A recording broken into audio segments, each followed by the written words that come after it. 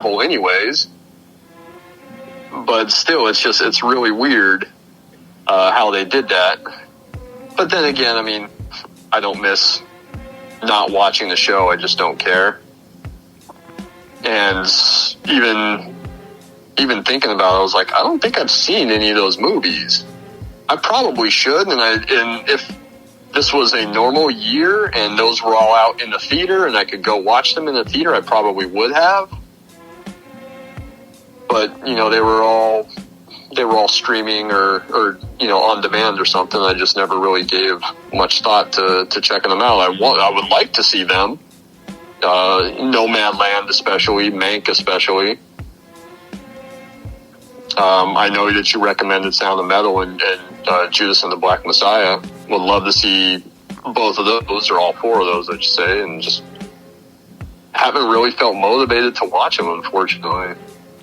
And you can't leave out Promising Young Woman as brilliant too. I remember you liking that, and I read a lot of good things about it. I remember when that trailer first came out, like before the world went to shit. I remember watching that trailer and being like, "Oh, that looks like a really good movie. I can't wait to see that." And then, because I think it was supposed to come out last spring, you know, so with the pandemic, they weren't able to open up when they had planned, and then they got bumped to Christmas. But even then, it was kind of probably a small release and then more of a on-demand digital release because a lot of theaters weren't open even at Christmas time. But yes, I like I said, I want to see all of those movies. I just really haven't been motivated to sit down and check them out. And I think part of that is just me being picky and me being sad and saying, oh, well, I couldn't see them in the theater, and that really bums me out. So that's probably where my lack of motivation stems from.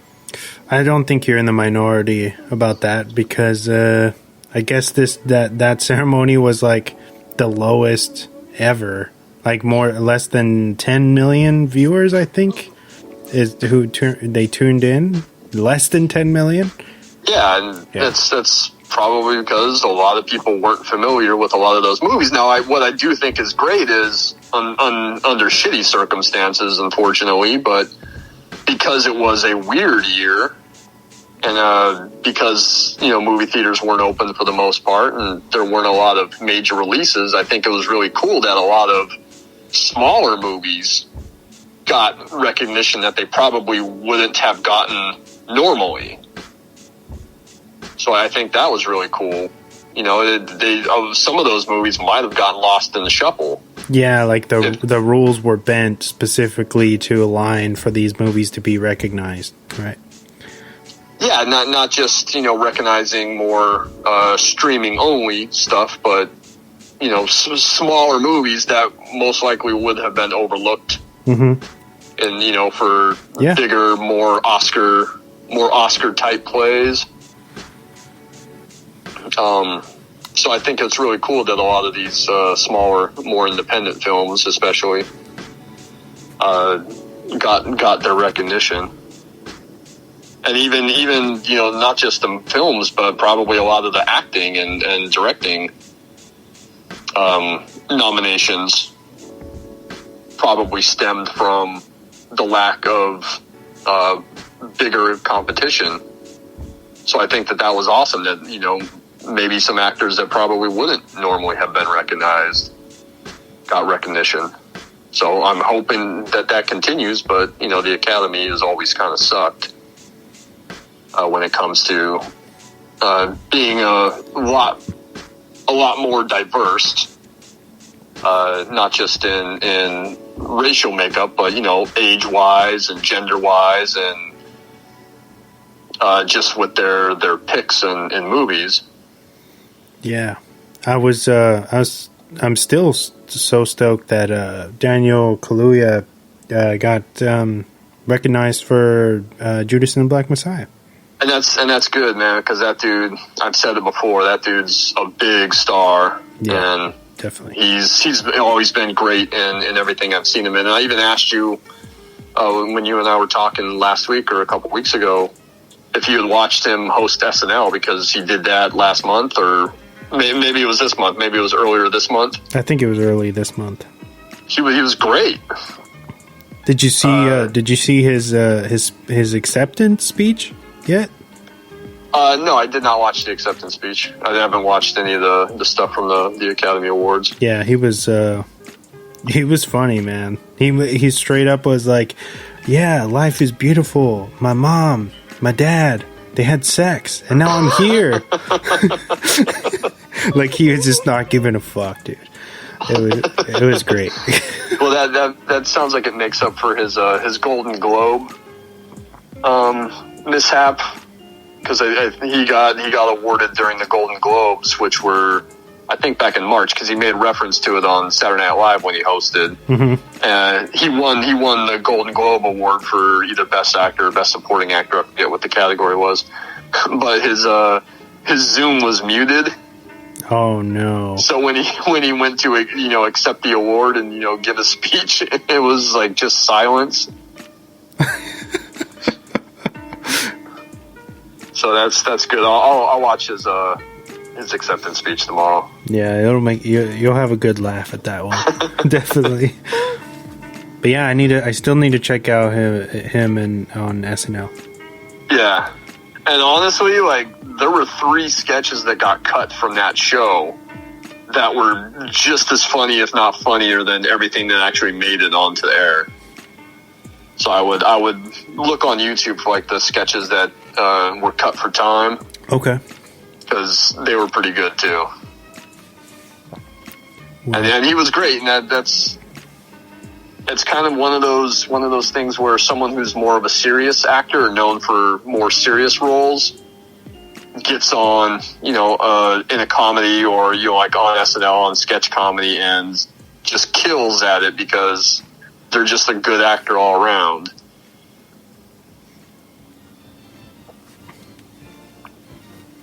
And he was really funny on Saturday Night Live. Definitely gonna check it out, man. But moving on from the Oscars, I have 2 pieces of news if you want to hear them real quick before we jump into our recs. Yes, of course. Oh, I do want to give one last shout out. We shouted out Shock G. Yeah. I failed to do so when we talked about RoboCop last month. All right. Or technically the beginning of this month. And I wanted to shout out R.I.P. to Jessica Walter, who was so good on the rest of development. I know I shouted her out before when I was doing a rewatch of the series. Mm-hmm. She was... If you've ever seen Play Misty for Me, which is Clint Eastwood's directorial debut. Okay. He's a radio disc jockey, and she's an obsessed fan. She's so good in that movie. And so great in another movie that's kind of a cult comedy, PCU. She plays the dean of the college. But mainly, I know her from Arrested Development, from her role on that as the mother of that family. And so good, so brilliant. All of her lines, all of her line readings. So fucking funny. And she passed away in March, and I just wanted to shout her out and say, go watch Arrested Development if you haven't seen the show. I do want to give a word of advice, and that is to skip the last 2 seasons because they were straight to Netflix, or they were produced by Netflix. Excuse me. The first 3 seasons, the seasons that aired on Fox back in the early 2000s, mm-hmm. are perfect. And just watch those first 3 and then stop. Because there is an ending to the show and at the end of the 3rd season, because they were ending the show on Fox. So just stop after the 3rd, forget the Netflix seasons. They kind of diminish the brightness of those first 3 seasons. But Jessica Walter's brilliant. Watch the show, even if it's just for her. She's so good in it. And, she passed away, so R.I.P. R.I.P. So now you can go on with your pieces of news. I apologize for... No, we're good. I probably... my shit is not even going to be as good as that. But All right, so I guess Godzilla vs. Kong director Adam Wingard is in early talks with Legendary Pictures to return to the MonsterVerse that has already been established.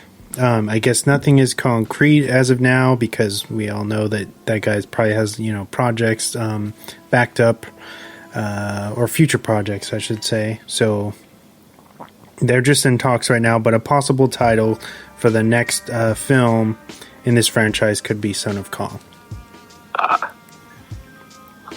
Get back to making movies as fun as You're Next and The Guest. Yeah, like smaller stuff.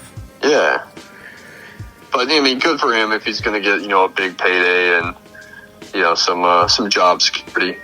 He's doing the whole James Wan thing, how he made a name for himself and then he's like, fuck it, I'm going to do like Fast 7. Yeah, James Wan is blowing up big time, doing big movies, getting big paychecks. And then my last piece of news, one that I think you're going to appreciate if you haven't already heard about this. Titan Books is releasing Escape from New York, the official story of the film, due to drop September 28th of this year. What is it? Like a behind the scenes, or is it like a novelization? I guess the book's going to cover like what it took to be made, and it's covering its overall impact on pop culture. Cool. Yeah. So it's like kind of a compendium, like, it's got all the like stuff we've never seen on the, in the extras and whatnot. Mm-hmm. So, yeah, that's pretty exciting. Yeah, that's awesome. Escape from New York's great. And now it's time for the weekly recommendations. All right, man, we'll cycle back to you. What have you watched? I want to recommend a show called Patriot. Okay. It's on Amazon. It's a really kind of odd show. It's only 18 episodes, so not a big commitment. But it's like a comedy drama about a CIA officer. Okay. Excuse me. About a CIA officer who gets he has to do this task, and in order to do this task, he has to take a job, like at a real mundane job, like in a pipe making factory. Okay. Just making like sewer pipes and everything. And there's this whole like plan that gets laid out to him, and it should be just so easy, just you have to travel with these guys to, Luxembourg, and you need to drop off some money with this guy, and then like that's it.